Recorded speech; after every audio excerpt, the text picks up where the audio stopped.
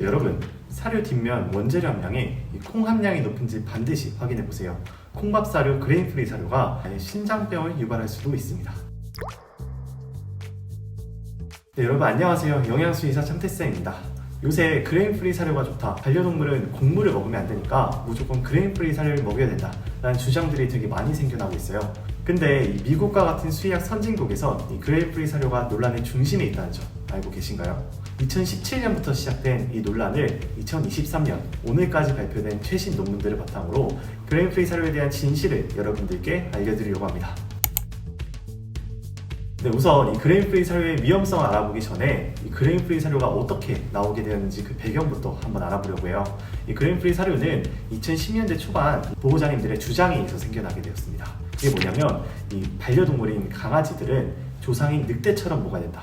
육식동물인 늑대처럼 먹기 위해서는 곡물이나 이 탄수화물원을 제공하면 안 된다라는 주장이 굉장히 많이 생겨났어요. 실제 야생에서는 주로 사냥을 통해서 동물을 잡아먹으니까 이 곡물이나 탄수화물원이 반려동물에게 필수적인 게 아니라는 주장인 거죠. 그래서 이를 마케팅으로 이용하게 된 이 사료 회사들이 이 그레인 프리 사료를 만들게 되는데, 문제는 뭐냐면 원래 기존에는 육류에 탄수화물원인 곡류를 포함해서 이렇게 사료를 만들고 있었는데, 여기서 탄수화물원인 곡류를 쏙 빼버리면 단가가 안 맞아요. 왜냐면 육류 가격은 굉장히 비싸잖아요.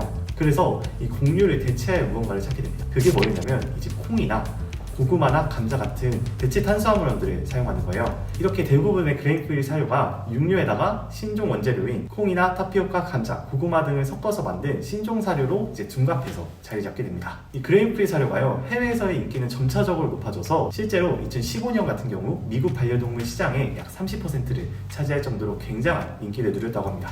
이게 하나의 선풍적인 트렌드로 자리 잡게 된 거죠.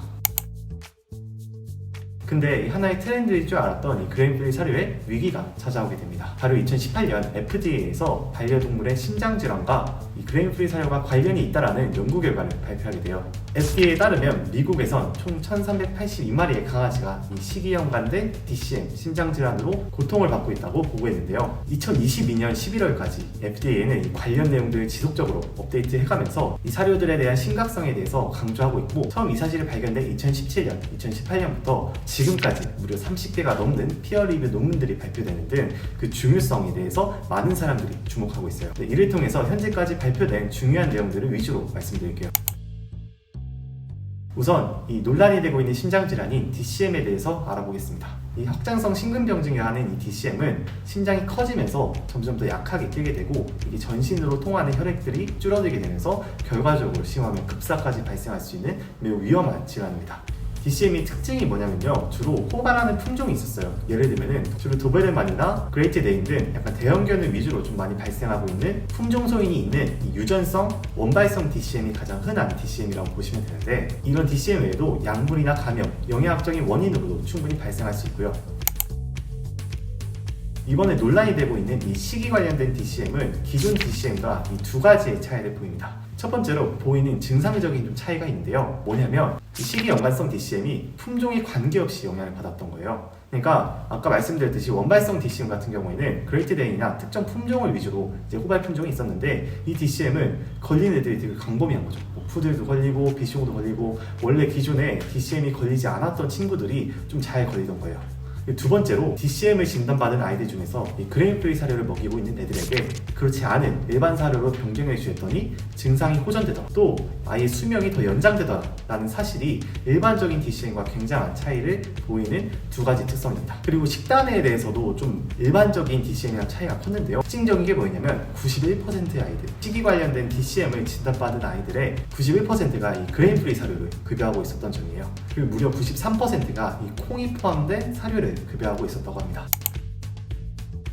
이렇게 논란이 시작되고 굉장히 많은 이제 연구들이 나왔는데, 주로 연구에 대한 주제들은 뭐였냐면, 이제 처음에는 이 그레인 프리 사료가 정말 위험할까? 그레인 프리 사료를 먹여봤더니 이런 심장질환에 대한 문제가 있었더라 라는 논문들이 많이 발표가 되었고요. 최근 진행된 연구 중에서 DCM을 유발한 사료에서 많이 존재하는 88개의 생화학 물질을 밝혀냈고, 그 중에서 가장 관련성이 높은 원재료는 이 강낭콩, 이라는 것을 밝혀냈습니다. 근데 결론적으로 이게 문제는 뭐냐면요, 아직까지도 결론이 안 났어요. 왜냐면 이게 단순히 시기가 연관되어서 그레인프리 사료가 원인이다 라고 결론이 내기 어려운 굉장히 복합적인 문제였고, 현재로서도 딱 결론을 내릴 만한 연구들이 아직 없다는 게 문제인데요. 현재까지 연구 결과를 바탕으로 보면 이 콩이 주재료로 쓰이는 사료는 각별한 주의를 가지고 급여하는 것이 좋겠다 라고 좀 말씀을 드리고요. 현재까지도 매우 많은 수의사들, 특히 영양 전문 수의사나 심장 전문 수의사들이 이에 대한 원인들, 그리고 이에 대한 어떤 결과들을 밝혀내기 위해서 매우 노력을 하고 있습니다. 이 문제에 대해서 지금 현재로서도 계속 연구 중이고 다양한 논문들이 지속적으로 만들어지고 있어요. 최근에 이에 대한 반박 논문도 나오고 있는데, 이 콩 함량이 높은 사료가 아무런 문제가 없었어, 장기급여에도, 이런 논문들이 밝혀지고는 있지만 연구 결과가 주로 이제 집중되고 있고 근거가 있다고 보는 거는 그레인프리 사료가 직간접적으로 연관성이 있다는 문제예요. 매우 공신력 있는 기관인 미국 동물병원 협회 AAHA라고 하죠.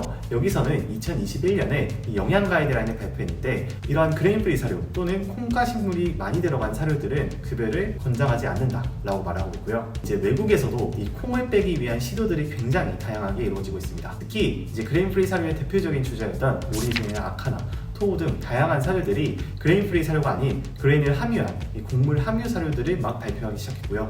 해외에서 이 그레인프리 사료의 인기가 점차적으로 약간 시들고 있다고 보시면 됩니다.